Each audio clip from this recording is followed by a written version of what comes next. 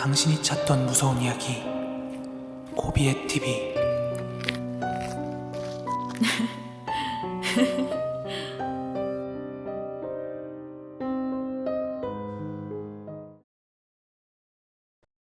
그 일을 겪었던 게 제가 군대 가기 전에 겪었던 거니까 그때가 한 1998년 여름쯤으로 기억을 하고 있어요. 그 당시에 친구랑 모 호텔에서 보안직으로 아르바이트를 했었어요. 근데 여기서 말하는 보안직이란 소위 말하는 경비죠. 그 당시 경비. 오후 10시부터 오전 10시까지 이렇게 딱 12시간 근무를 했거든요.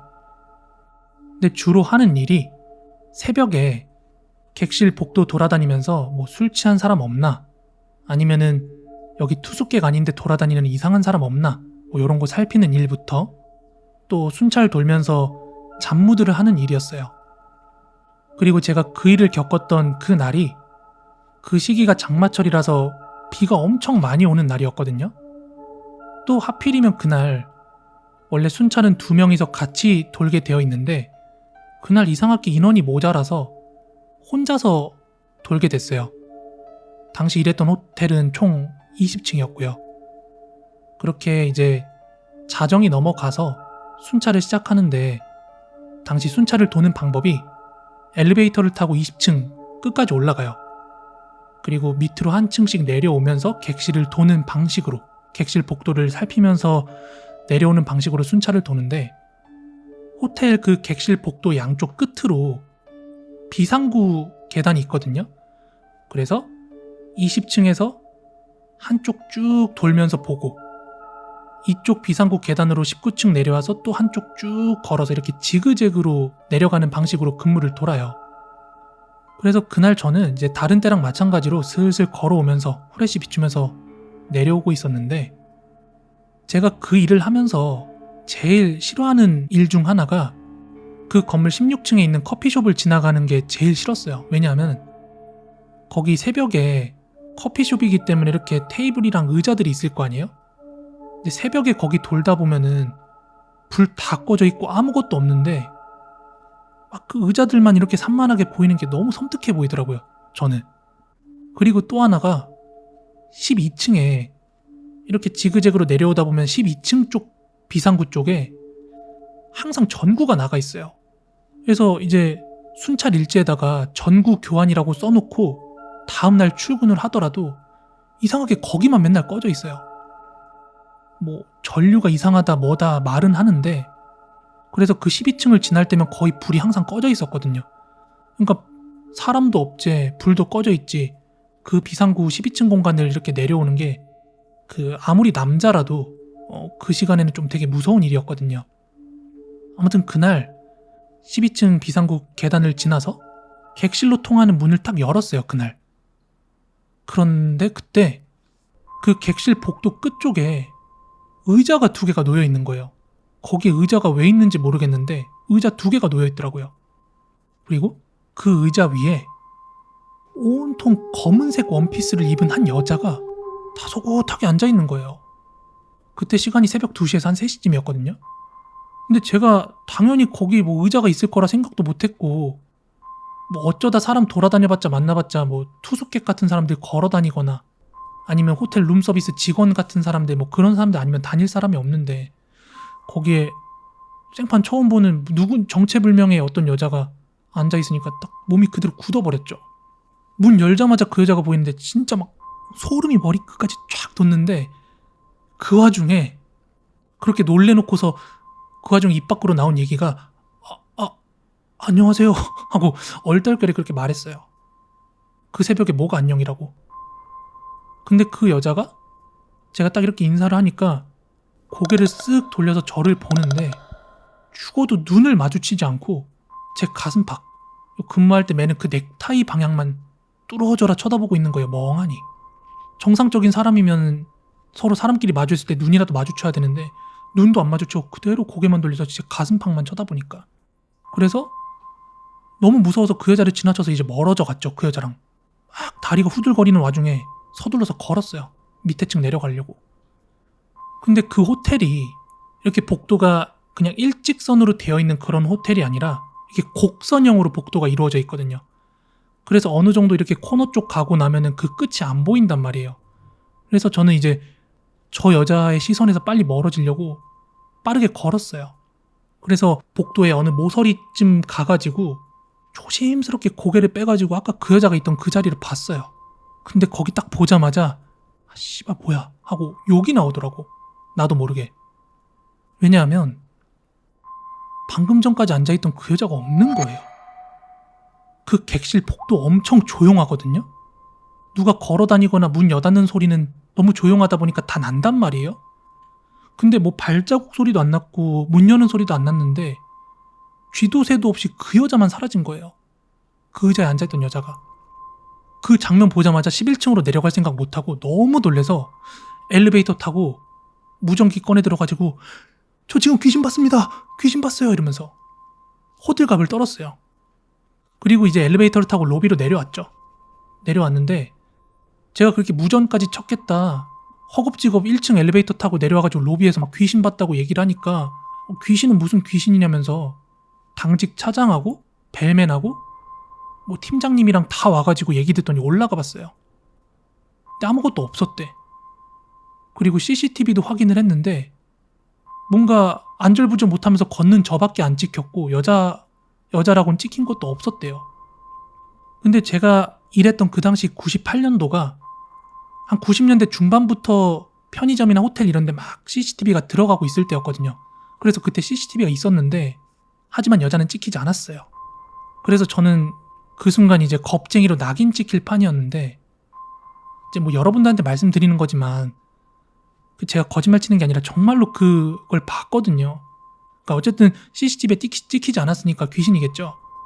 그런 소동이 있고 나서 한 1시간쯤 흐른 뒤에 당직 차장님이 저를 부르는 거예요. 슬쩍 부르는 거예요. 그러더니 저 구석지에서 종이컵에 담긴 커피 한 잔 마시면서 얘기를 하는 거예요. 야, 너 진짜 봤어? 네, 진짜 봤다니까요. 네가 본 게 진짜 검은색 원피스 맞아? 그래서 맞다고, 분명히 봤다고 얘기를 했어요. 그랬더니 차장님이 가만히 생각을 하시다가 뭔가 이제 결심에 찬 듯이 말씀을 하시더라고요. 아니 3년 전쯤에 이 호텔에서 자살한 여자가 있었다고 그런 얘기를 하는 거예요. 이어서 말씀하시길 그 여자가 결혼할 남자랑 헤어지게 되면서 그 일을 비관해서 호텔 17층에서 그대로 떨어져 죽었대요. 근데 그 호텔 객실 창문이 그런 거 알죠? 이렇게 손잡이 있고 좌우로 돌려가지고 밀어서 여는 거. 사람 몸 안 들어가게 환기 정도만 되는 그런 창문이었거든요. 그래서 그 여자가 객실에서는 뛰어내리지 못한 거죠. 건물 밖으로 뛰어내릴 수는 없었던 거예요.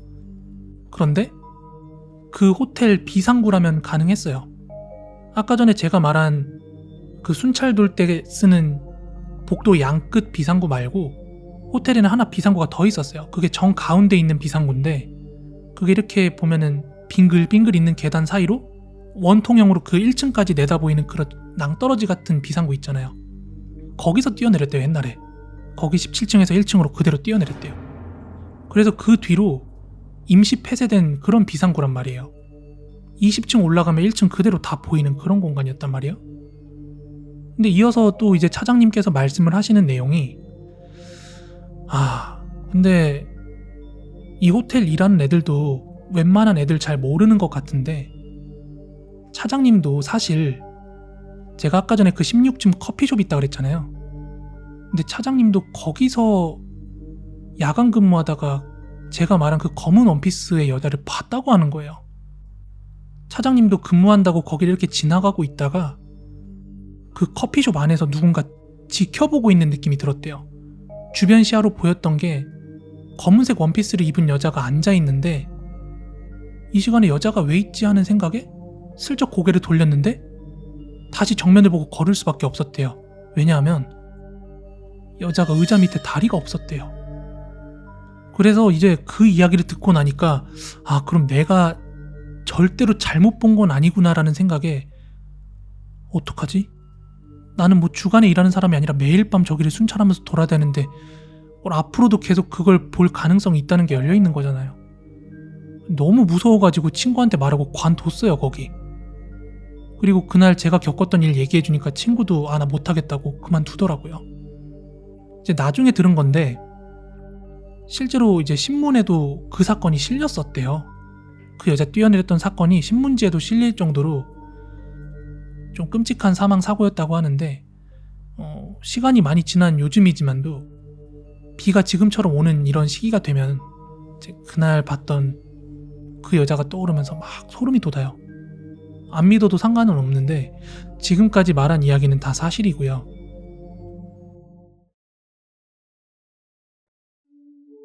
제가 어릴 때 시골에 살았는데 저희 마을 근처에 이제 계곡이 하나 있어요.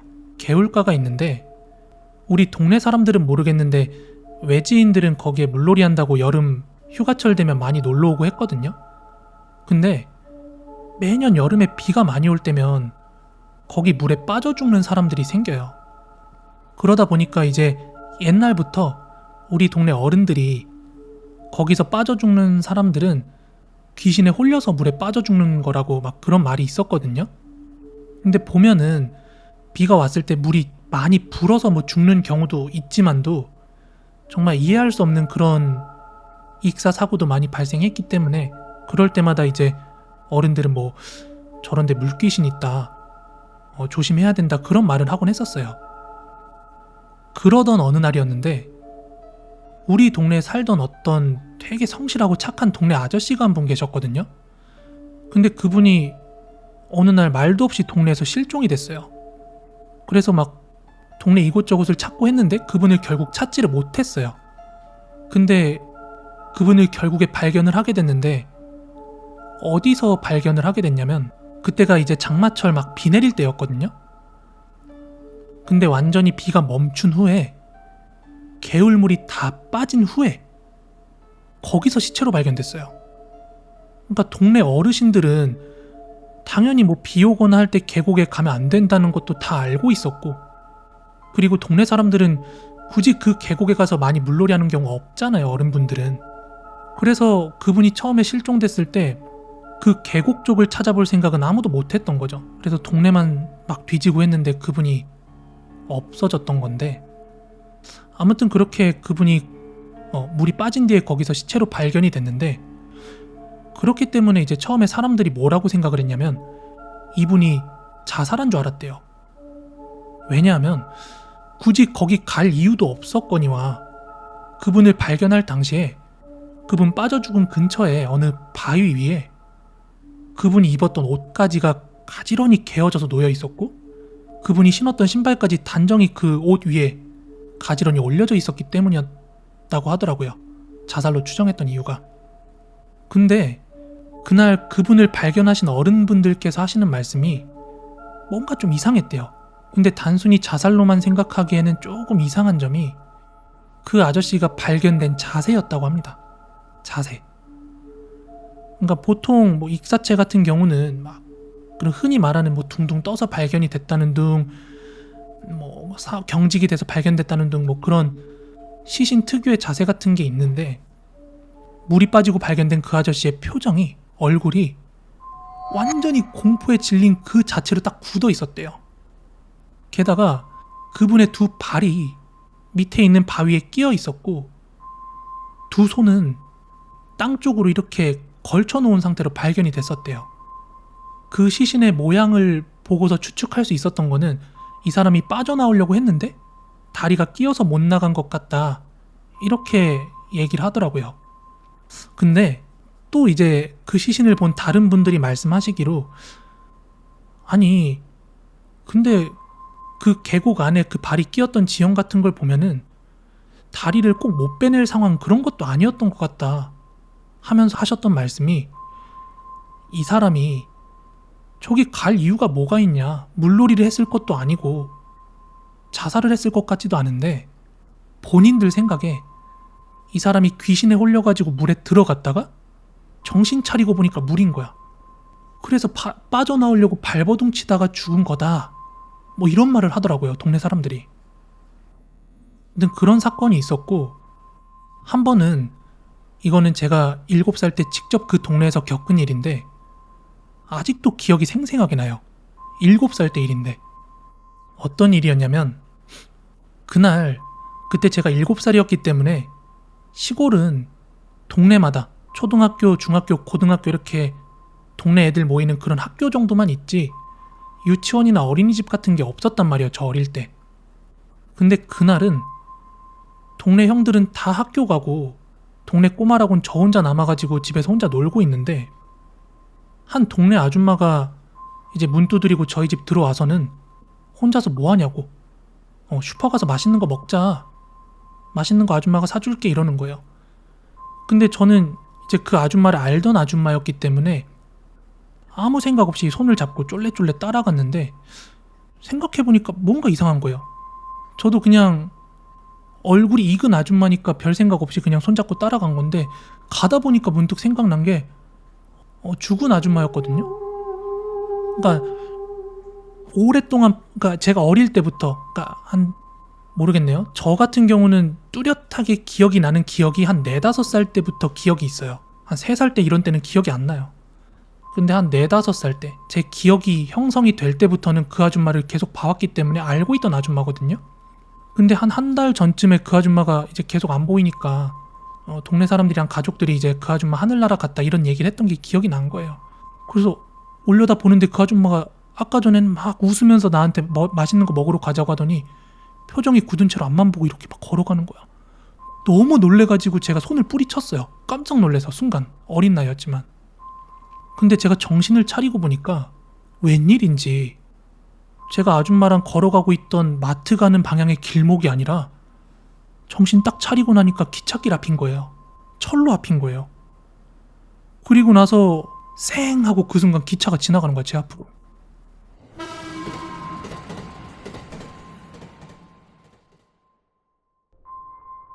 너무 놀라서 나중에 이제 집에 들어가서 할아버지한테 그런 일을 얘기를 했어요.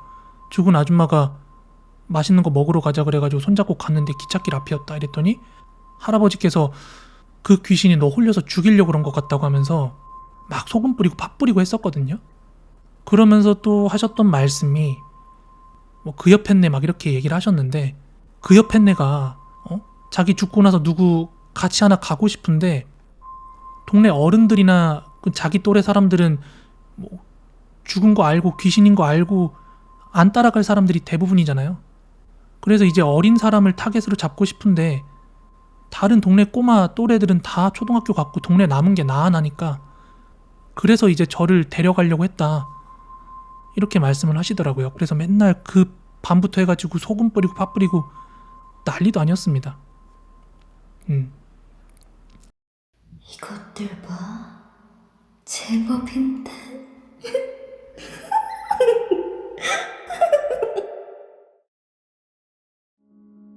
제가 얼마 전에 진짜 좀 어떻게 말로 설명하기 힘든 기이한 일을 겪었거든요. 생전 처음 겪어보는 일이다 보니까 이게 계속 머릿속에 섬뜩한 생각이 막 맴돌아서 누군가한테 좀 터놓고 나면은 괜찮지 않을까 싶어서 이렇게 여러분들한테 말씀을 드려보게 됐어요. 한 번은 이게 되게 얼마 전 일이거든요. 오래되지 않은 일인데 하루는 그 회사에 연차 내고 친구랑 놀러 가기로 했어요. 날이 더우니까. 근데 뭐 친구도 저도 공식적인 여름 휴가는 아니고 연차를 내고 하루 뺀 거라서 아쉬운 대로 장기로 여행을 가는 게 아니라 휴가를 하루밖에 못 내니까 길게는 여행을 갈 수 있는 상황이 아니었거든요. 아무튼 휴가를 하루밖에 내지 못하는 상황이라서 최대한 그 하루의 연차를 즐기기 위해서 둘 다 퇴근하고 저녁에 만나서 그날 저녁부터 1박 2일로 이제 산 좋고 물 좋은 콘도에서 놀게 됐어요. 그런데 여러분들 중에 직장인분들은 다 공감을 하실 텐데 아무리 이제 칼퇴를 한다고 해도 책상 지키고 있는 상사의 눈치를 안 볼 수가 없잖아요. 그래서 친구는 조금 먼저 나왔는데 제가 조금 늦은 시간에 친구를 만나러 가느라고 출발이 좀 늦어졌어요. 그래서 그날은 이제 제 차로 운전을 해서 제가 운전을 해서 목적지를 향해 떠나기 시작했는데 그렇게 차 안에서 이것저것 간식도 까먹고 친구랑 즐겁게 막 떠들면서 이런저런 잡담을 하면서 출발을 했는데 막상 운전을 해서 출발을 하니까 생각보다 그 콘도가 멀더라고요. 운전해서 가려니까. 그리고 거기가 앞서 말한 대로 산 좋고 물 좋은 곳이라 그런지 주변에 인가도 없어요. 거의 뭐 드물어. 인가를 찾아보는 게 드물고, 밤이다 보니까 빛도 사람도 없고, 운전을 하면서 꼴랑 이제 헤드라이트 불빛 주변으로만 뭐가 보이지 주변에 뭐가 지나가고 있는지도 잘 모르겠더라고요. 그렇게 이제 어두운 길을 헤드라이트에 의지해서 가다 보니까 좀 으쓱하더라고요. 근데 뭔가 가다 보니까 드는 생각이, 아무리 제가 내비게이션으로 목적지를 찍고 가고 있었지만서도 이게 괜히 드는 생각이, 이게 지금 길을 맞게 가르쳐주고 있는 건가? 막 이런 생각이 드는 거예요. 뭐 가도 계속 막 산이랑 물이랑 인가도 없고 도로만 계속 이어지니까. 그래가지고 좀 의아한 생각이 들어서 계속 내비를 보면서 집중하면서 운전하느라고 친구랑 자연스럽게 좀 말수도 줄었어요. 밤이 늦어오니까 친구도 좀 졸렸는지 꼬박꼬박 조는 느낌도 들고. 그렇게 집중해서 운전을 하고 가고 있는데 갑자기 누가 이 길이 아니야, 등대야. 이런 소리가 들리는 거예요. 뒷좌석에서. 친구는 분명히 조수석에 있는데 소리가 뒷좌석에서 들리길래 진짜 처음에는 막 무섭다 이런 생각도 못하고 너무 놀래가지고 바로 이제 상단에 있는 룸미러로 뒷좌석을 봤거든요. 근데 거기에 검은 머리를 이제 뒤로 쪽진 할머니가 정확하게 실루엣이 그 뒷좌석에 이렇게 앉아있는 거예요. 진짜 너무 놀래가지고 진짜 이 할머니가 여기 왜 있는 거야? 뭐 언제 탄 거야? 귀신이야 뭐야? 하는 너무 놀란 마음에 핸들 틀었어요. 핸들 틀었어. 주변에 차가 없었기 망정이지 너무 놀래서 저도 모르게 반사적으로 핸들이 틀리더라고요. 그래서 실제로 뭐 정말로 스키드 마크가 찍힐 정도로 이제 길 한복판에 멈춰 세웠다가 부랴부랴 이제 갓길로 차에 세우고 전 차에서 나왔어요. 도망 나왔어요. 너무 놀래가지고. 근데 이제 많은 사람들이 귀신을 보면 오히려 아무것도 못하고 굳어버린다고 말을 하는데, 저는 그때가 운전 중인 상황인데다가 그걸 뒷좌석에서 봐서 그런지 너무 놀라서 바로 차 밖으로 뛰어나왔거든요. 갓길에 차를 세워둔 채로 멍하니 차를 보고 있었어요. 저 할매 누구야? 왜 내 차 있는데? 이런 상태로 멍하니 꽤 오랫동안 쳐다보고 있었는데 정신 차리고 보니까 뒷좌석에 아무도 없는 거예요. 그래서 요새 회사 일이 힘들어가지고 내가 헛것을 보고 뭐 환청을 들었나? 하는 생각이 들어서 최대한 이제 마음을 다독이다가 이 멘붕이던 마음이 조금 진정이 되는 찰나였어요. 근데 정신을 딱 차리고 나니까 그때서야 좀 이상한 생각이 드는 거예요. 제가 그렇게 핸들을 급하게 틀었는데 갓길에 차를 세우고 뛰어나올 정도로 막 긴박한 상황이었는데 보조석에 있던 친구는 저한테 다가오질 않는 거예요. 차에서 내린다든지 너 왜 그래? 뭐 이런 것도 없이 그냥 계속 조수석에 멍하니 앉아있는 거야. 만약에 그 뒷좌석에서 난 소리 그리고 할머니를 저만 목격하고 저만 들은 거라면 얘가 저한테 왜 그래? 라고 할 법도 한데 보니까 얘는 계속 조수석에 멍하니 뭐 얼빠진 애처럼 앉아있는 거예요. 그래서 제가 다시 차로 가서 운전석에 앉았어요. 어쨌든 출발을 하려고 내비게이션을 보니까 목적지가 그렇게 많이 남지 않은 상황이라서 빨리 그 자리를 떴어요. 운전을 다시 시작하는데 친구가 나한테 다시 운전을 시작한 나한테 아무 말도 안 하고 멍하니 있길래 야, 나 방금 이상한 소리 들었다?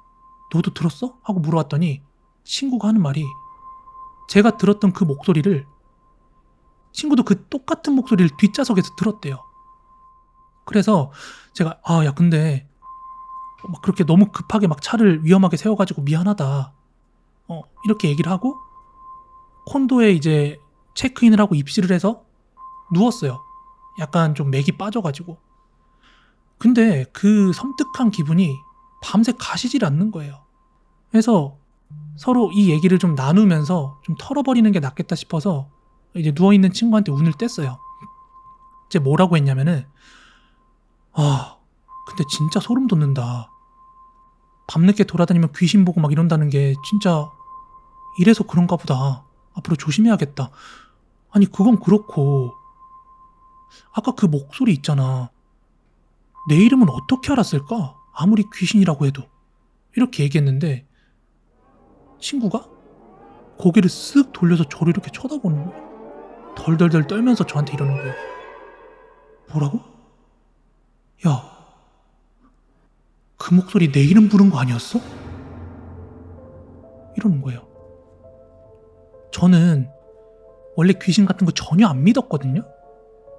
그리고 지금도 그때도 마찬가지의 생각이지만 그걸 제가 어떤 환각이나 환청을 잘못 들었다고 생각을 절대 할 수가 없어요. 왜? 분명히 똑같은 소리를 친구도 듣고 나도 들었는데 이름만 다르게 들렸잖아요. 진짜 이상한 타이밍이죠? 어떻게 그렇게 같은 타이밍에 그런 소리를 들을 수 있을까? 세상에는 참 기이한 일들이 많은 것 같아요. 아직도 그날을 너무 잊을 수가 없어서 이렇게 한번 얘기를 해봤어요. 지금부터 말씀드릴 이 경험은 제가 20살에서 21살 넘어가는 20살 후반때 실제로 겪은 일이고, 저번에 한번 다른 사연에서 말씀을 드렸지만 그 당시에는 제가 뭔가가 보이는 눈 그리고 들리는 귀가 있을 때였고, 어떻게 보면 조금 종교적인 경험에 가까운 이야기예요. 분명히 제가 직접 눈으로 보고 겪은 실화입니다. 저는 이제 친가 쪽이 카톨릭이고 외가가 원불교고 고종사촌이 크리스찬이라서 이제 다양한 종교들을 접할 수 있었지만 사실 저는 이제 무교인 입장이에요. 뭐 세례도 받고 했지만도 저 자체는 뭔가를 믿는다든지 뭐 그런 건 아니었어요. 그리고 지금은 아닌데 당시에 저희 어머니께서 카톨릭 성당에 다니고 계셨거든요. 어머니께서 성당을 되게 열심히 다니셨는데 당시 그 성당 안에 레지오라고 하는 모임이 있었어요. 그 모임 안에서 봉사활동도 다니고 하셨거든요. 그리고 지금부터 말씀드릴 이 경험은 저희 어머니 봉사활동 도와드리면서 제가 겪은 일이에요. 제가 이제 엄마 따라서 처음 봉사활동을 갔을 때 이 이야기의 주인공이 될 여자분을 만나게 되는데 그 여자분이 집에만 있으려고 하는 분이었어요. 그러니까 요즘 말로 히키코모리, 은둔형 외톨이였는데 그 정도가 그러니까 우리가 상상하는 것을 초월할 정도로 진짜 좀 심했어요. 뭐 드라큘라도 아니고 뭔가 어둠 속에 있는 걸 좋아했어요. 혼자 있고 막 갇혀 있는 걸 되게 좋아했는데 게다가 뭐 물이나 간단한 그런 우리 알고 있는 그런 쌀로별 같은 거 있죠. 쌀과자. 그런 거 외에는 입에 음식 같은 것도 넣으려고 안 해가지고 여러 번 그 여자분을 보러 갔거든요. 근데 보러 갈 때마다 막 뼈가 앙상해져 있는 거예요. 그리고 어느 정도로 막 움직이는 걸 좀 꺼려 했냐면 대소변도 못 가렸어요. 그 여성분 혼자 사셨거든요. 근데 그 집 가면은 진짜 자기 방 아무데나 막 똥오줌 갈겨져 있고 화장실을 안 가. 아무튼 그런 분이셨어요. 그러다 보니까 그분의 어머니께서 가끔 한 번씩 들려가지고 이제 맨날 딸이 그러고 있으니까 한 번씩 돌봐주고 했는데 그 여자분이 자기 낳아준 어머니한테 막 쌍욕하고 주먹으로 때리고 물건도 집어던지고 엄청 막 약간 금쪽이 같은 느낌? 약간 그런 느낌으로다가 말도 막 하고 행동도 막 했대요. 그러다 보니까 그 어머니께서는 막 온몸에 멍이랑 상처가 가득했고 자기 혼자서 이제 어떻게 안 될 것 같으니까 참다 못해서 그 여자분의 어머니께서 저희 어머니가 속한 모임 거기에 자기랑 자기 딸 좀 도와달라고 요청을 했대요. 그래서 이제 처음 엄마랑 이제 그 봉사단원들이 거길 가게 된 건데 대부분 그 모임에 계신 분들이 여자였단 말이에요. 다 어머니 또래. 보통 봉사활동 같은 거 가면은 뭐 힘써야 될 일도 있고 하니까 어머니가 저한테 같이 가자고 항상 요청을 하셔가지고 그래서 처음 이제 그 여자의 집에 가게 된 건데 그 집에 도착해서 그 여자도 케어를 해야 되고 청소도 해야 되고 뭐 그런 걸 도와주러 갔다 보니까 환기를 시키려고 이제 커튼 열고 창을 열잖아요? 그러면 그 여자분이 갑자기 막 뭐에 씌인 것처럼 진짜로 막 욕을 하는 거예요. 봉사하시는 분들한테. 아이 씨발년들아 창 닫으라고. 너 같은 년들은 그냥 나가 죽어. 뭐하러 왔어? 막 이러면서 본인 어머니, 그러니까 봉사활동하러 간 분들, 그리고 대상을 구분 가리지 않고 그냥 막 욕을 하는 거예요. 진짜 막 입에 담기 힘든 험한 쌍욕들을. 그리고 저희가 거기서 청소 같은 거 다 마무리하고 그 당사자의 어머니 그리고 당사자 그리고 봉사 단원분들 다 모여가지고 이제 그 집에서 식사를 하면서 뭐 덕담도 하고 기도도 하고 할 거 아니에요. 그래서 저희가 카톨릭 봉사단체니까 식사할 때 식전 기도를 올리려고 하면은 그 욕이 막 엄청 더 거칠어져요. 진짜 아직도 그 선명하게 욕하던 게 기억이 나는데, 에휴, 개족 같은 예수. 그 이름 올리지 마라, 이 새끼들아. 막 이래요. 그럼에도 불구하고 봉사활동 가신 분들은 그 여자분 억지로라도 막 씻기려고 하고 가능한 막 음식을 먹도록 했어요. 그럼에도 불구하고 계속 그 여자분은 고마운 거 모르고 욕하고 막 뭐 하려고 그러면 반항하고 거칠게 저항하고 막 그러셨어요. 그러던 어느 날 우리가 봉사활동을 여러 차례 갔거든요. 근데 그러던 어느 날 그 여자가 막 갑자기 쿨럭쿨럭 막 기침을 하면서 했는데 뭘 뱉어 보니까 그 흥건하게 피가 나오는 거예요. 너무 놀래가지고 봉사하시던 분들이 119를 불렀죠. 이거 뭔가 잘못됐나 싶어가지고. 그런데 진짜 전혀 예상하지 못한 일이 그때부터 발생을 해요. 그게 뭐였냐면은, 다시금 말씀드리지만 실화입니다. 그때 119 전화 받고 출동하신 구급대원분들이 되게 건장한 남성 3분이었어요. 근데 그 침대 위에서 피토하고 누워있는 여자분을, 뼈밖에 없는 그 여자를 그 남자 셋이서 일으키질 못하는 거예요. 제가 그 옆에서 봤거든요. 이렇게 뭔가 뒤뚱뒤뚱은 해도 아예 막 들지를 못하는 거예요. 그래서 구급대원분들이 이거 좀 뭔가 이상하다, 문제가 있는 것 같다, 막 표정이 이상해지는 거예요, 그 사람들도. 그래가지고 저도 이제 눈치껏 가가지고 도우려고 나섰거든요. 근데 저도 같이 들려고 했는데 그 여자가 안 들리는 거예요. 이게 진짜 나도 그때 느꼈죠. 이거 뭔가 잘못됐다라는 걸. 아무튼 결국에는 피는 토하고 있지 여자를 어떻게 실을 수가 없지. 그래서 어쩔 수 없이 뭐 여차저차 그 구급대원들 통해가지고 의사 같은 분이 이제 진찰을 하러 왔어요. 근데 결과는 놀랍게도 뭐 이동을 해가지고 MRI를 찍고 엑스레이를 찍어본 건 아니었지만서도 단순히 그 피를 토하는 그 소견과 현재 증상이나 뭐 이런 것 저런 거 징후를 살폈을 때 그렇게 막 큰 문제가 있는 것 같진 않다, 이렇게 말씀을 하시더라고요. 근데 딱 뭔가 자기 소견에 대한 이야기를 듣자마자 그 여자가 갑자기 피토하는 거 멈추더니 구급대원들이랑 저를 보면서 되게 낮게 깔깔깔깔 웃으면서 뭐라고 했냐면은, 니들 따위가 날 뭐 어떻게 할 수 있을 것 같아? 어리석다, 어리석어. 이러는 거예요. 근데 저는 그 여자가 그 말할 때 그 눈빛 있죠.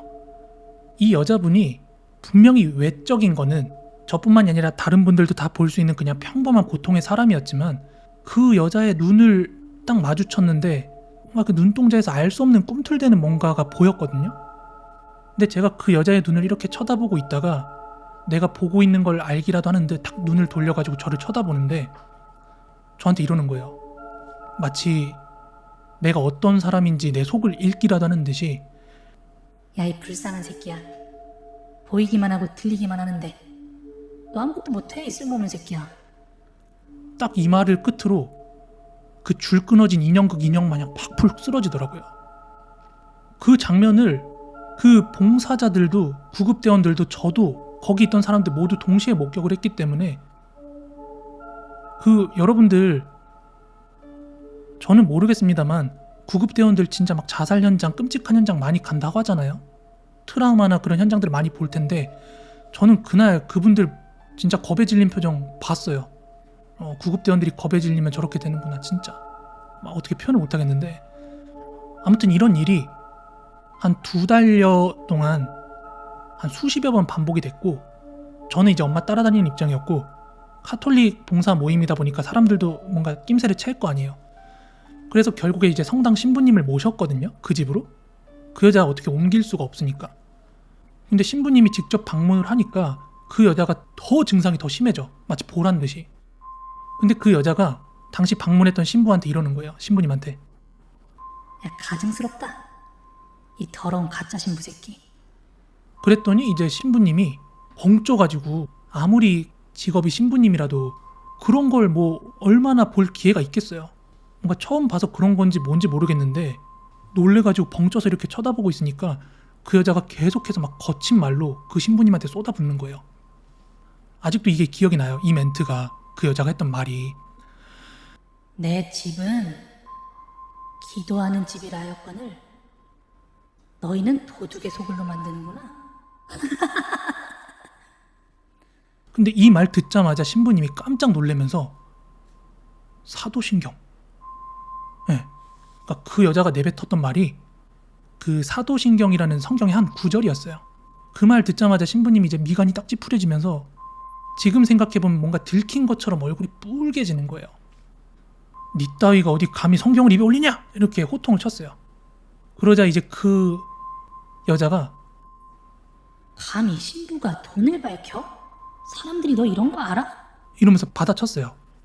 그 말 듣고 이제 신부님이 얼굴이 완전 더 빨개져가지고 내 선에선 해결이 안 될 것 같다라는 식으로 그냥 나가버렸거든요. 근데 실제로 이거는 저도 구체적으로 말씀 못 드리지만 실제예요.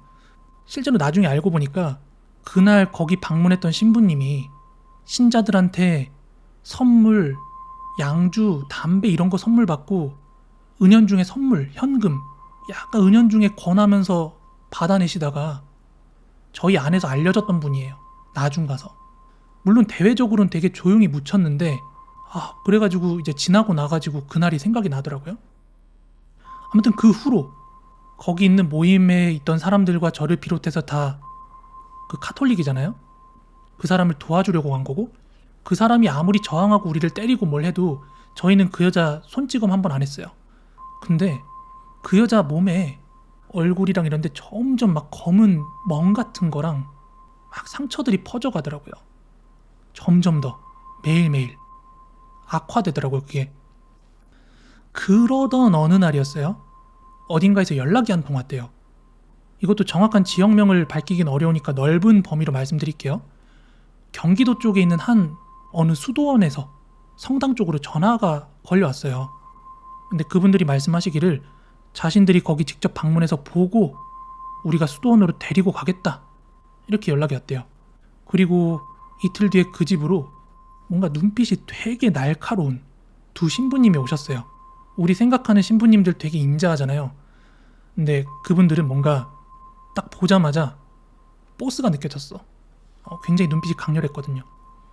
근데 그 오신 두 신부님께서 여자를 살피더니 이제 성호를 딱 이렇게 긋고 낮게 기도문을 읊는데 그 여자분이 갑자기 이상한 말을 하는 거예요. 제가 듣기로 그게 저는 이제 외국어를 모르니까 볼레 떼떼 막 이런 알 수 없는 말 하더라고요. 그 영화 검은 사제들 보면 라틴어 같은 거 나오잖아요. 그런 것 같더라고요. 계속 그 여자가 뭔가 알 수 없는 언어로 막 말을 하는데 신부님들 무시하고 할 거 하시더라고요. 그러자 그 여자가 입에 담기도 힘든 욕을 막 신부님들한테 이제 퍼붓는 거예요. 갑자기 뭔가 제3자가 자기를 이야기하는 것처럼 야, 너네 솔직히 인연 이쁘지? 오해하실까봐 미리 말씀드리는데 흡사 진짜 영화 엑소시스트랑 장면이 꼭 닮아 있어요. 근데 이게 성희롱하는 그런 발언도 진짜 서슴지 않고 막 뱉어대더라고요. 근데 차마 말씀을 못 드리겠는데 정말 너무 노골적으로 거기 있던 사람들이 놀랬기도 놀랬지만 저는 엄마랑 같이 있었잖아요. 되게 민망할 정도로 그런 발언을 막 쏟더라고.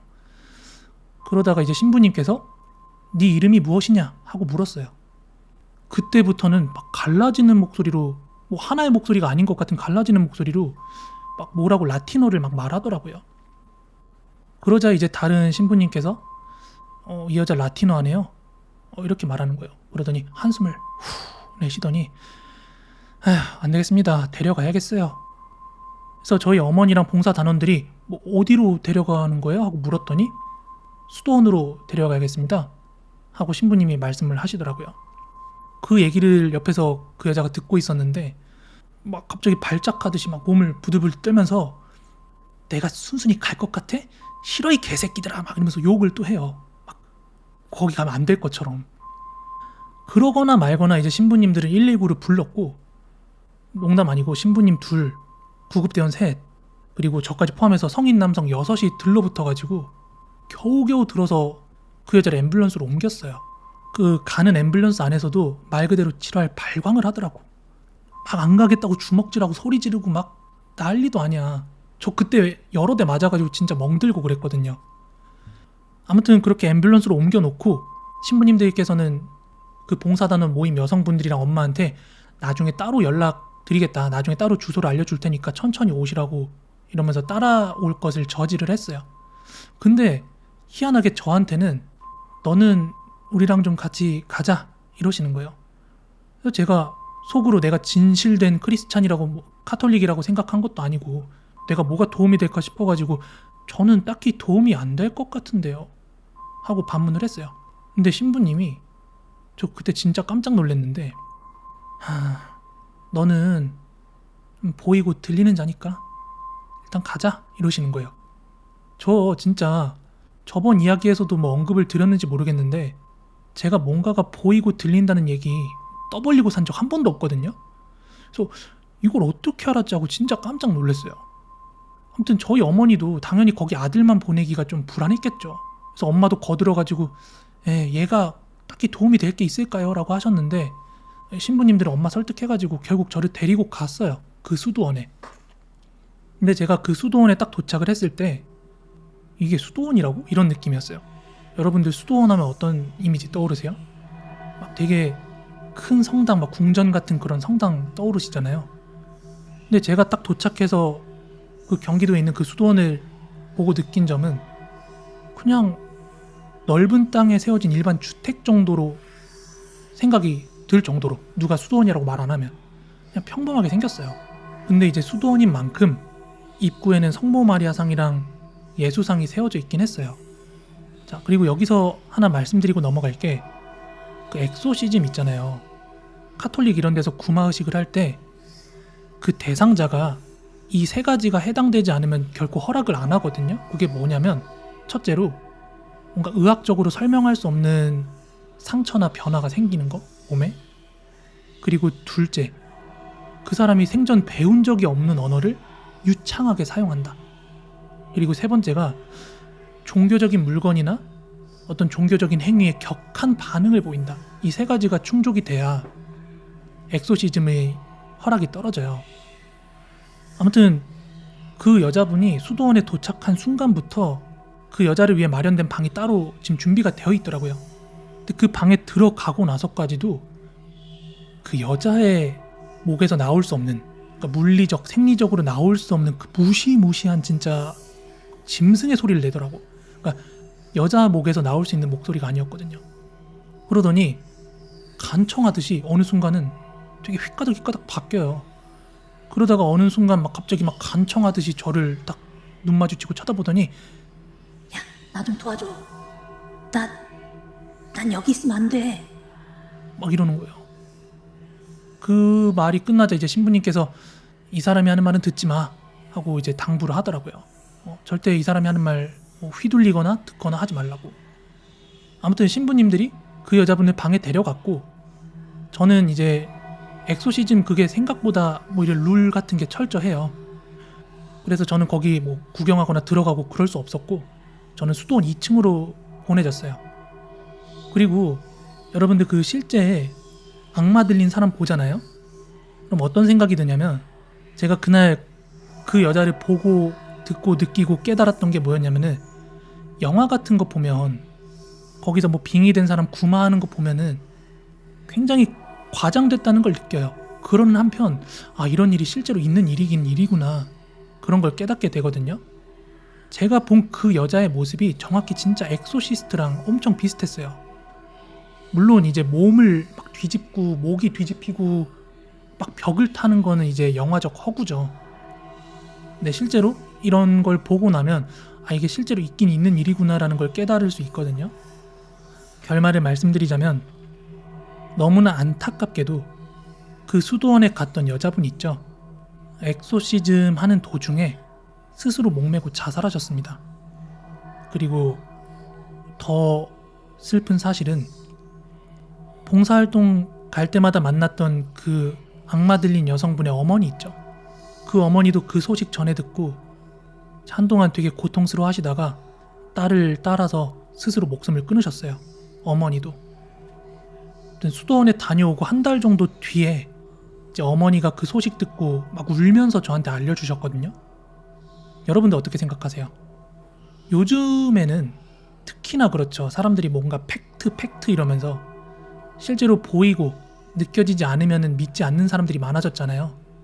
뭔가 과학적으로 증명이 안 되면 무조건 없는 거야, 다 미신이야, 거짓말이야 이렇게 치부를 하기도 하고. 근데 저는 그런 생각이야말로 인간의 오만함이 아닌가 그렇게 생각을 해요. 그리고 모든 것이 다 눈에 보이고 귀에 들리라는 법은 없다. 우리가 보고 듣고 느끼지 못하는 거라더라도 어디선가 존재할 가능성이 있다. 뭐 이런 가능성을 항상 저도 열어두고 살고 있고, 물론 그걸 직접 보고 들었던 사람으로서. 때는 제가 유치원 때예요. 저는 유치원 때 서울에 살고 있었고 저희 할머니 댁은 저기 지방 시골이었어요. 그러다 보니까 매번 이제 할머니 댁을 갈 수 있는 상황은 아니었고, 뭐 여름방학, 어머니 아버지 여름 휴가 기간이나 아니면은 겨울방학 때, 뭐 그럴 때 한 번씩 이제 시골 왔다 갔다 하곤 했는데, 여름으로 기억해요. 아주 무더운 여름으로 기억이 나는데, 저희 엄마 아빠랑 그리고 친척들이랑 다 같이 계곡으로 놀러 갔을 때 제가 직접 겪은 일이에요. 근데 여러분들 아시다시피 제가 요즘 방송하면서도 겁대가리 없이 여기저기 많이 돌아다니는데, 그 어린 나이에도 제가 겁이 많이 없었어요. 그래서 계곡에 놀러 가면 어린애들이 노는 막 다슬기 잡고 종아리 무릎 정도 오는 그런 얕은 계곡에서 보통 어린애들은 물놀이 하고 하는데, 저는 뭔가 어린 나이에도 조그만한 튜브 하나만 끼고, 그때는 구명조끼 같은 것도 막 차야 된다 그런 인식이 없을 때였거든요. 그냥 튜브 하나만 갖고 성인들 막 목까지 오는 그런 깊이의 계곡에서 헤엄도 치고 수박도 먹고 둥둥 떠서 놀고 그랬거든요. 그러다 보니까 당시 저희 할아버지 할머니께서 야, 코비 저놈 저거 장군감이야 막 이렇게 지나가는 말로 그런 말씀도 하셨던 게 기억이 나요.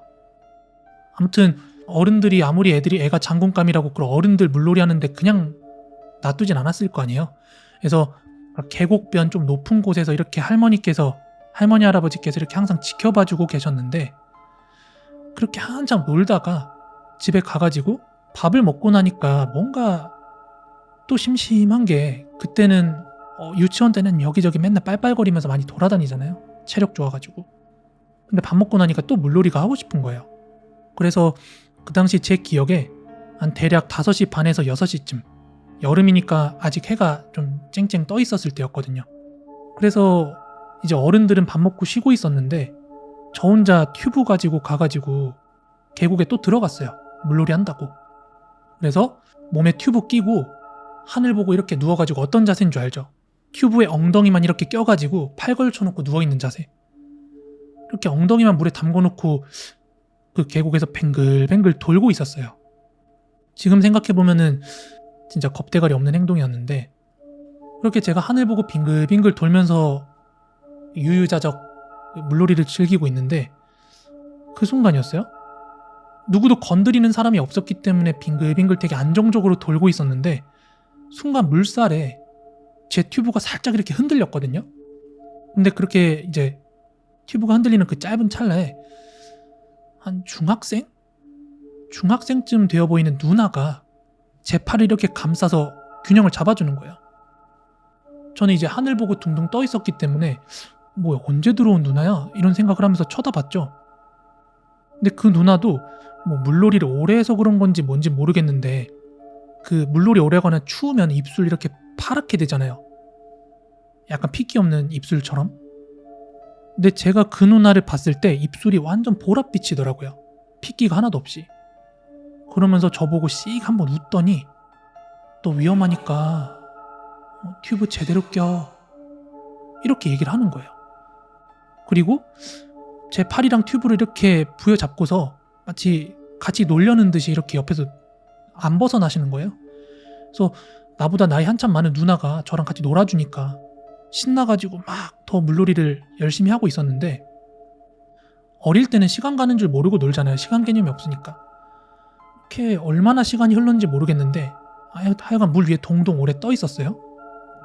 그러던 중에 이제 누나가 저한테 그러는 거예요. 이제 슬슬 추워지니까 어른들 있는 대로 나가자.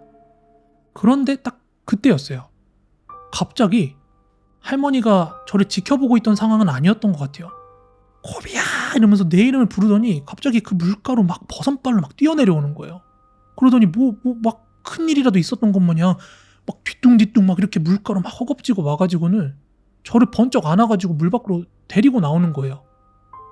저는 그게 무슨 상황인가 싶어가지고 할머니 왜 그래요? 왜 그래요? 하고 물었는데 할머니도 그렇고 같이 오셨던 어른분들도 대답도 안 해주시고 그냥 제 눈을 가리게 급급한 거예요.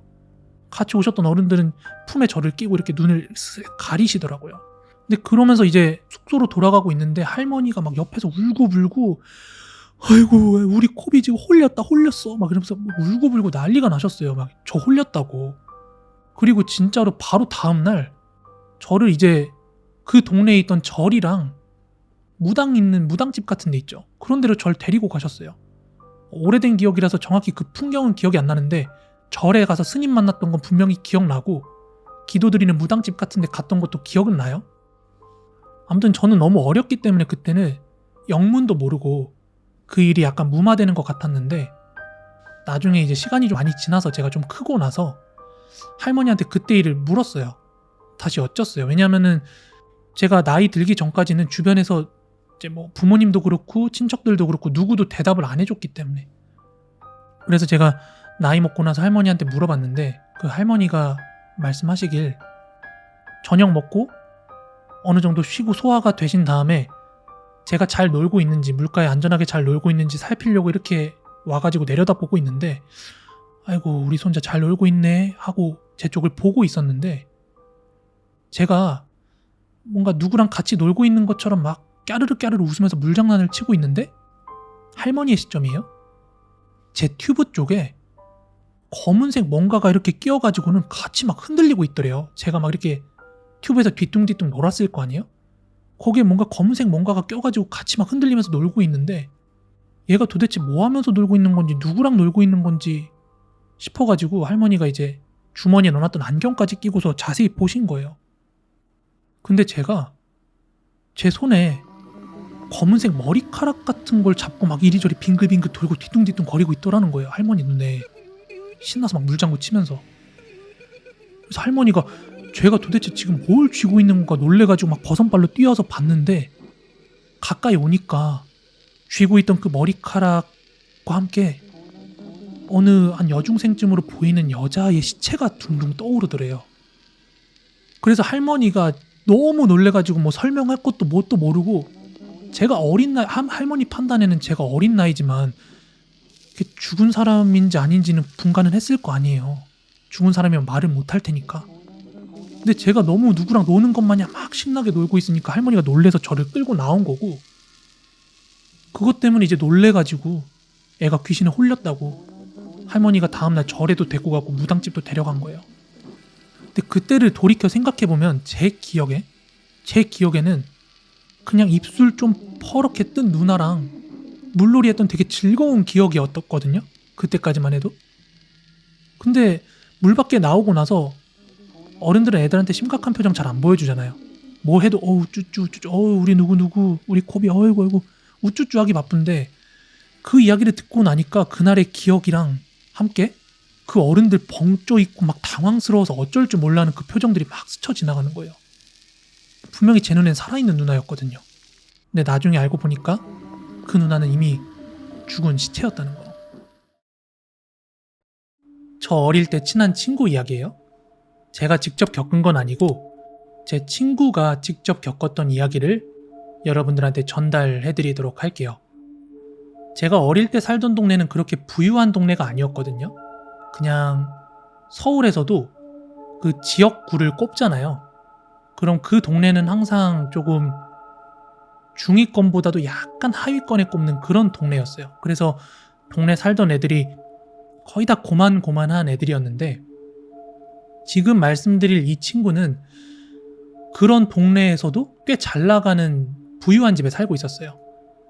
그 동네 보면은 대부분 다 당시에는 고층 아파트 같은 거 많이 안 들어서 있었기 때문에 대부분 다 뭐 빌라나 연립주택 살고 막 그랬거든요. 오래된 연립주택. 근데 그 친구네 집은 마당 딸린 으리으리한 2층짜리 집이었어요. 아무튼 꽤 부유한 집의 자식이었는데 애들은 그런 집 살고 항상 뭐 가지고 다니는 소지품이나 이런 게 꽤 값이 나가는 그런 것들이었기 때문에 뭐 금수저 하면서 부러워하는데 사실 걔한테 좀 남모를 고충이 있었어요. 걔랑 정말 가까운 친구들 아니면은 잘 모르는 그 친구의 고충이 하나 있었는데 그게 뭐냐면 그 할아버지 할머니 모시고 살았거든요. 그러다가 할머니 먼저 돌아가시고 친할아버지 한 분을 그 집에서 모시고 살았는데 그 할아버지가 치매 환자였어요. 치매. 집안에 치매 환자 하나 있으면은 집안 꼴 어떻게 되는지 다 아실 거예요. 물론 정도에 따라 다르겠지만 그 집 이제 친할아버지께서는 갑자기 이성을 놔버리면 막 난폭한 행동하고 막 돌발 행동 막 하고 그랬어요. 그래서 어쩌다가 한번 그 집 놀러 갔을 때도 막 할아버지 때문에 막 집안 난리 나고 막 그런 적이 한두 번이 아니었거든요. 아무튼 그런 행동을 보일 때마다 가족이 있으면은 나서가지고 막 제지하고 수습하고 또 어떤 날 집에 돌아오면은 막 집 난장판 돼 있고 그 집안에는 되게 적지 않은 부담이었죠. 막 이리저리 돌아다니고 엄마가 밥 차려놓으면 밥상 없고 대소변도 못 가리고 막 그러다 보니까 여러분들도 한 번씩은 다 들어서 아실 거예요. 치매 걸린 부모 앞에 효자 효녀 없다 뭐 이런 말 있잖아요. 그만큼 자식들조차도 모시기가 힘든 게 치매인데 친구 입장에서는 그게 얼마나 싫겠어요. 물론 자기 할아버지긴 한데 자기 엄마 아빠가 아니잖아요.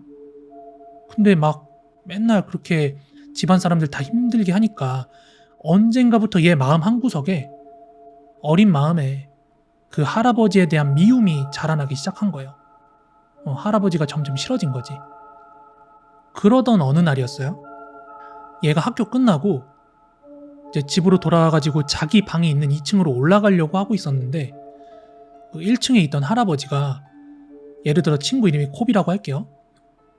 코비야, 할아버지 라면이 먹고 싶으니까 라면 하나만 좀 끓여줘라. 이렇게 부탁을 했는데 친구는 이제 고개 절레절레 저으면서 싫어요. 할아버지가 끓여 드세요. 이러면서 퉁명스럽게 대답을 하고 2층으로 올라간 거예요. 앞서 말씀드린 대로 할아버지가 달갑지 않았겠죠. 정상적으로 돌아왔을 때는 윗사람 노릇을 하려고 하고 필름 끊기면은 막 난장판을 치니까. 아무튼 할아버지의 부탁을 거절하고 얘가 자기 방으로 들어가서 시험 공부를 하고 있었대요. 그때 시험이 얼마 안 남아가지고 막 시험 공부를 하고 있는데 이제 매일같이 이제 시험 공부를 하다 보니까 좀 가뜩이나 피로가 좀 쌓인 상태에서 얘가 책상에서 그대로 고개 받고 잠이 든 거예요. 그리고 그날 본인이 꿈을 하나 꿨대요. 근데 그 꿈이 뭐였냐면은 그 꿈속의 배경이 지금 본인이 잠들어 있는 그 현실과 똑같은 방에 있었대요. 본인이.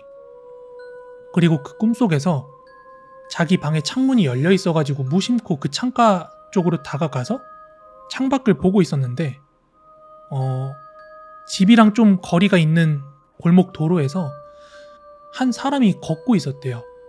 근데 처음에는 꽤 멀리 있어가지고 정확한 모습은 잘 안 보였는데 그 걷고 있던 사람이 집 쪽이랑 조금씩 가까워지면서 어느 정도 그 형체가 뚜렷하게 보이기 시작을 했대요. 근데 걔가 본 그 사람의 모습이 어땠냐? 여자였는데 그 얼굴에 자연스러운 화장이 아니라 뭔가 연극하는 사람들 얼굴에 하얗게 분칠해 놓은 거 있죠. 그런 것 마냥 얼굴에 하얗게 분칠을 해놓고 노란색 한복을 입고 있었는데 등 뒤에 크나큰 항아리를 메고 있었대요.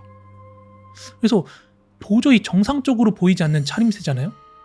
아무튼 그렇게 평범해 보이지 않는 차림새의 한 여자가 집 쪽으로 다가오고 있는 것을 봤는데 그때까지만 해도 친구는 그렇게 무섭다는 생각이 안 들었대요. 왜냐하면은 그 여자의 모습이 되게 우스꽝스러웠대요. 뭔가 막 춤을 추듯이 막 이렇게 몸을 이리저리 막 흔들면서 비틀비틀 막 걷고 있더라는 거예요. 그래서 그 꿈속이니까 친구가 막 깔깔대면서 소리를 쳤대요. 완전 미친년이네. 야, 이 미친년아! 이러면서 비웃었대요. 막 웃으면서. 그렇게 친구가 비웃는 사이에 점점점 친구의 집과 그 여자가 완전히 가까워졌는데 결국 이제 문 앞까지 다다랐대요. 자기네 집 대문 앞까지 다다랐는데 그제서야 여자가 춤추는 것도 멈추고 발걸음을 딱 멈춘 채 우두커니 집 앞 대문을 보면서 서 있더래요. 표정이 싹 굳어가지고 멍하니 자기 집 대문을 쳐다보고 있으니까 친구가 왠지 모르게 좀 쎄함을 느꼈대요. 약간 그때부터 무서움이 잦아든 거지. 그렇게 잠깐의 적막한 시간이 흐르다가 그 여자가 갑자기 대문을 쾅쾅쾅쾅 하고 두드리더래요. 그리고 그 순간 자기는 문을 열어주지 않았는데 그 여자가 쾅쾅쾅쾅 두드리니까 대문이 천천히 끼익 하고 열리는데 그 대문을 열어주는 사람이 자기 할아버지인 거예요. 그 치매 걸린 할아버지. 근데 그 할아버지가 문을 열어주더니 그 여자랑 누구세요라든지 뭐 그런 대화 한마디 없이 그 여자 쪽으로 이렇게 걸어 나가더래요. 그래갖고 친구가 뭐지 왜 할아버지가 뭐 묻지도 않고 저렇게 나가나 하고 생각하고 있었는데 밖에 서 있던 여자가 등에 메고 있다는 그 큰 항아리를 땅에 이렇게 탁 내려놓더니 뚜껑을 열더래요. 그러자 그 여자 쪽으로 다가간 할아버지가 친구가 보고 있다는 걸 알았다는 듯이 이렇게 고개를 돌려가지고 2층 창문 방향을 한번 바라보더니 되게 인자하게 이렇게 한 번씩 웃음을 보이고서는 냅다 그 여자가 뚜껑을 연 항아리로 들어가더래요. 그리고 나서 그 여자가 조용히 그 뚜껑을 닫더니 다시 그걸 등에다 들쳐매고 미친 듯이 다시 또 춤을 추면서 뭐에 신난 듯이 그렇게 길을 걷기 시작하면서 집이랑 멀어지더랍니다. 친구는 이제 그 장면을 마지막으로 잠에서 깬 거예요. 그리고 나서 뭔가 좀 아무래도 너무 생생한 꿈이다 보니까 여운이 남아서 물 한 잔 마실까 싶어가지고 자기 방에서 나와서 1층으로 내려갔대요. 그런데 할아버지가 소파에 잠이 들어있는데 원래 이제 잘 때 이제 숨소리도 나고 어르신들 막 헛기침도 하고 하잖아요. 근데 뭔가 좀 이상하리만치 가만히 있더래. 보니까 할아버지가 돌아가신 거예요. 숨을 거둔 채 그대로 누워있던 거예요. 너무 놀랬죠. 친구는 뭐 본인 할머니도 돌아가시고 주변에 뭐 장례식이라든지 그런 소리는 들었어도 자기 눈앞에서 누가 죽은 장면을 보는 거는 처음이니까 놀래기도 하고 슬프기도 하고 치매 때문에 싫어했던 할아버지이긴 해도 아무튼 갑자기 이제 돌아가신 할아버지 탓에 가족들한테 그 사실을 다 알리고 장례를 치렀어요. 그렇게 장례를 치르고 나서도 얘는 한참 동안이나 이제 죄책감 때문에 표정이 안 좋았어요.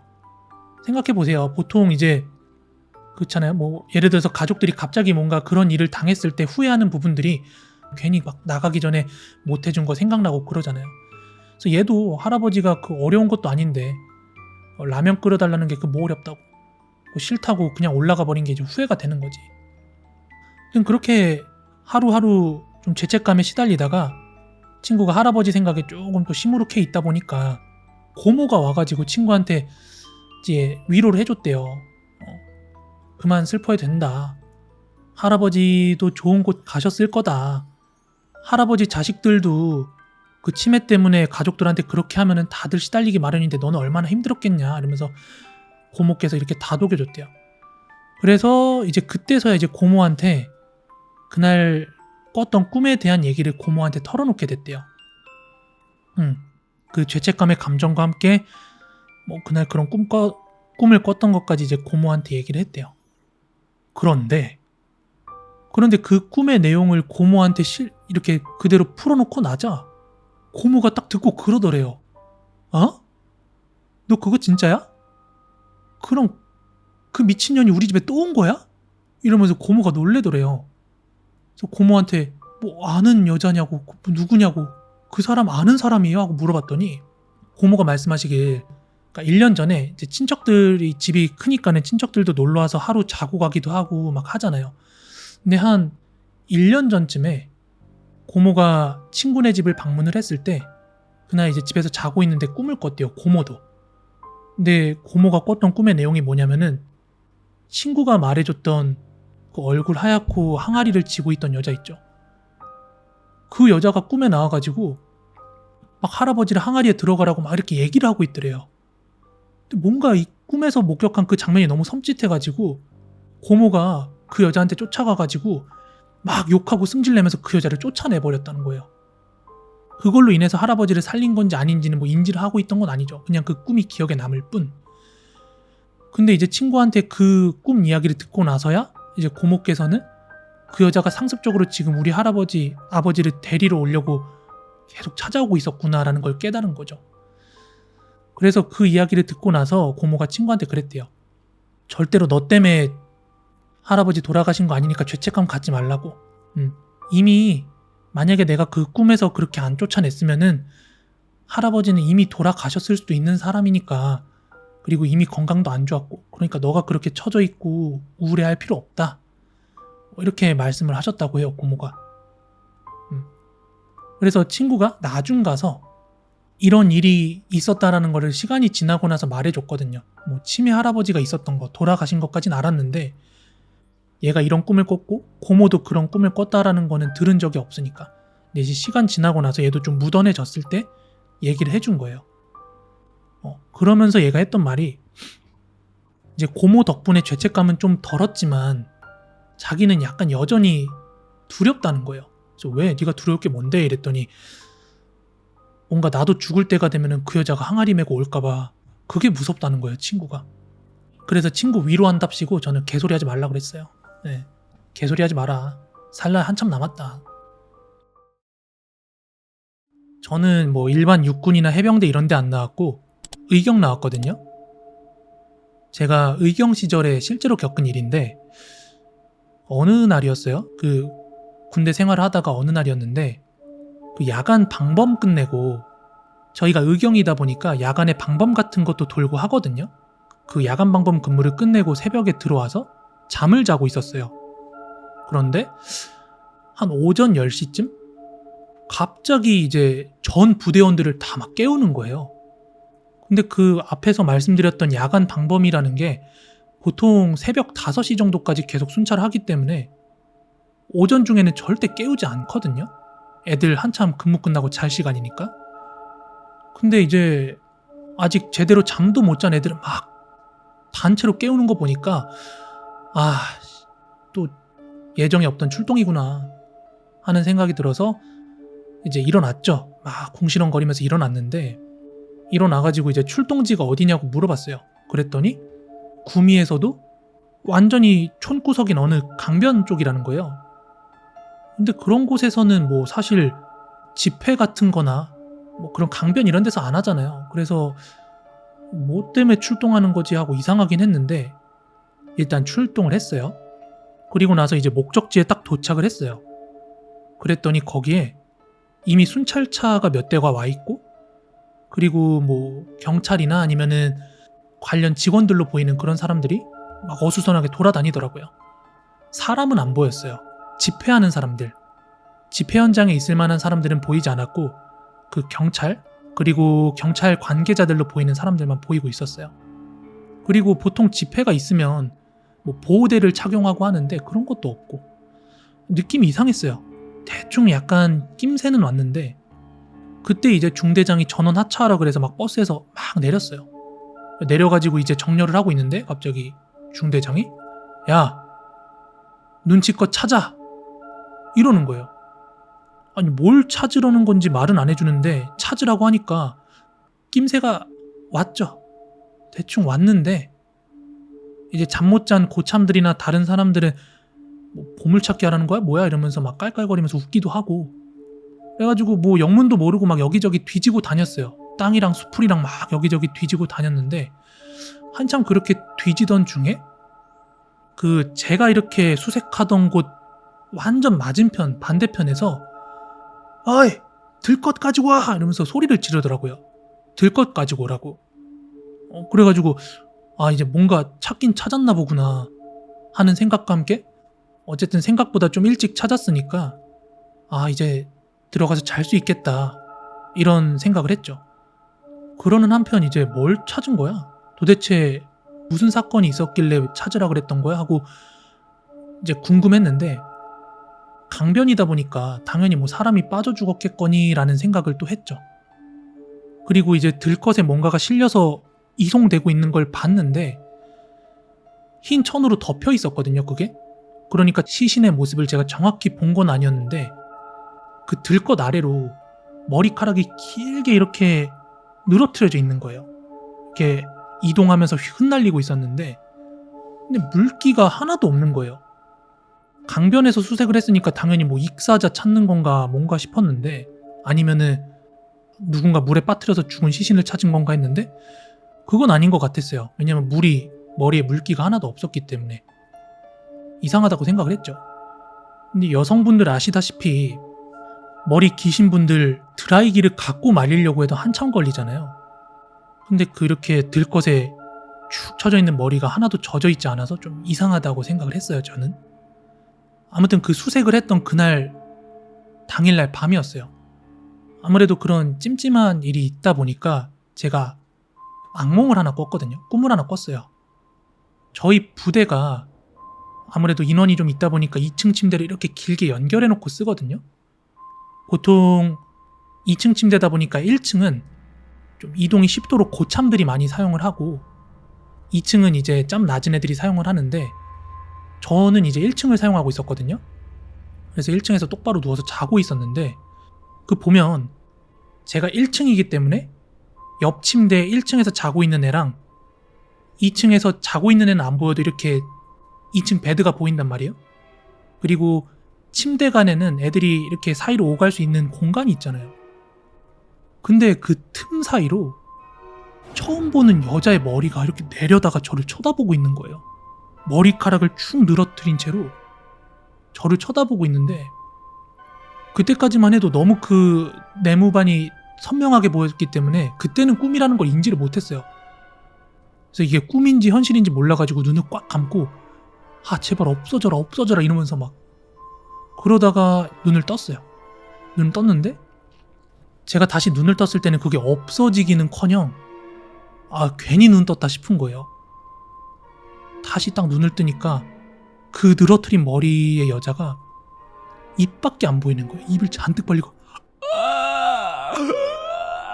막 이러고 있는 거예요. 소리 내면서. 제가 눈 뜨자마자 막 절규를 하는 거예요. 뭐 죽기 싫어가지고 절규하는 느낌? 진짜? 목격하는 순간 그 소리랑 장면이 너무 생생해가지고 비명을 질렀어요. 그리고 나서 눈을 뜨니까 꿈이었더라고요. 그때 이제 깨달았죠. 아, 악몽을 꿨구나 내가.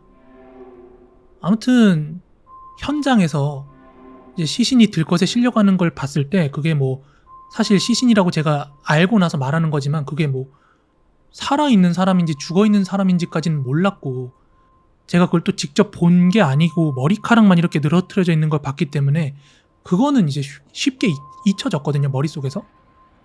근데 악몽 같은 거는 그 꾸고 나서나 잠깐 동안 좀 여운이 있잖아요. 아마 제가 그날 밤에 그 꿈만 안 꿨으면은 그 전날에 수색했던 거 다 잊어버렸을 거예요.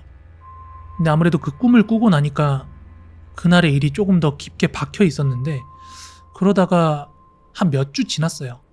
그 일이 있고 나서 몇 주 정도 시간이 지났는데 한 번 더 그 수색했던 장소로 저희가 출동을 하게 됐어요. 근데 그 현장에 출동해서 가서 보니까 그 장소에서 우리가 그 여자를 찾았잖아요. 여자를. 근데 알고 보니까 살인사건이더라고요. 그래서 그 여자를 죽였던 용의자가 현장 검증이 막 시작되려던 참이었어요. 근데 저는 군 생활 하면서 그날 처음이자 마지막으로 현장 검증이라는 걸 눈앞에서 보게 된 날이었거든요. 처음 봤어요. 맨날 뉴스 같은 데서나 봤지. 저희가 출동해서 했던 일은 유가족들이나 아니면은 그거 현장 검증하는 거 보러 온 사람들 있잖아요. 주민들이나 그런 사람들. 그 사람들이 용의자한테 접근하지 못하게 하는 일이었어요. 뉴스 보면 되게 답답하죠. 여러분들, 저도 그렇고 여러분들도 그렇고 피해자 유족들이 가해자한테 막 달려들려고 하는데 경찰이나 그런 사람들이 말리려고 하는 거 보면 답답하죠, 여러분들. 근데 어쩔 수 없어요. 그렇게 해야 돼요. 안 그러면은 그 유족들도 진짜 만에 하나 사람 다치게 하고, 물론 나쁜 가해자지만 그분들도 또 다른 가해자가 될 수 있기 때문에 그 현장 아수라장이었어요. 그 피해자 유족들 와가지고 막 용의 잡으면서 죽이겠다고 막 화내고 막 오열하고 있는데, 그 용의자로 보이는 사람은 이제 마스크를 쓰고 왔더라고요. 어떤 아저씨였는데, 근데 그 상태로 묵묵히 그 여자를 재현해놓은 마네킹이 있었는데, 마네킹이 스타킹이 씌워져 있었거든요. 근데 그 스타킹을 벗겨가지고 그 마네킹의 목을 이렇게 조르고 있었어요. 아무튼 그 현장에서는 그 아저씨가 마스크만 끼고 있었기 때문에 눈밖에 안 보였거든요. 근데 영화라든지 아니면 연쇄살인마나 그런 범죄 관련 프로그램들 보면은 막 그 살인자의 눈 비추면서 막 살기 어린 눈빛, 막 사이코패스의 눈 막 이러면서 아 살인마가 그럼 그렇지 막 이런 얘기 하잖아요. 저도 그전까지 약간 그렇게 생각을 했는데 모두가 그런 것 같진 않더라고요. 적어도 제가 보기에는 그 가해자 살인마의 눈이 약간 후회하는 눈이랑 속죄하는 눈빛 같은 느낌이었거든요. 적어도 제 눈에는. 나중에 알고 봤더니 가해자 아저씨가 운수업 하면서 어렵게 이제 생계를 꾸려가는 그런 사람이었대요. 그러다가 이제 아무래도 운전을 하는 일이다 보니까 그 피해자였던 여성이 대학생이었는데 대학생 여자도 운전을 하고 있던 중이었나 봐요. 근데 그 운전 중에 붙었던 사소한 시비가 화근이 돼가지고 뭐 계획 범죄 이런 게 아니라 충동적으로 살인을 저질렀다는 거예요. 근데 누가 봐도 막 관상이 범죄자인 그런 사람들도 있는 반면에 그 아저씨는 적어도 제가 볼 땐 너무나 주변에서 흔하게 볼 수 있는 평범한 사람으로 보였거든요. 그래서 그날 이제 생각이 들었죠. 그 현장 검증이라는 걸 보면서 제가 들었던 생각은 아 진짜 평범한 사람 뭐 살인자 따로 있는 게 아니라 살인자는 진짜 멀리 있는 게 아니구나. 뭔가 우리 주변에 있는 사람 누구든 살인자가 되려면 될 수가 있구나 라는 그 사실이 조금 겁이 나더라고요.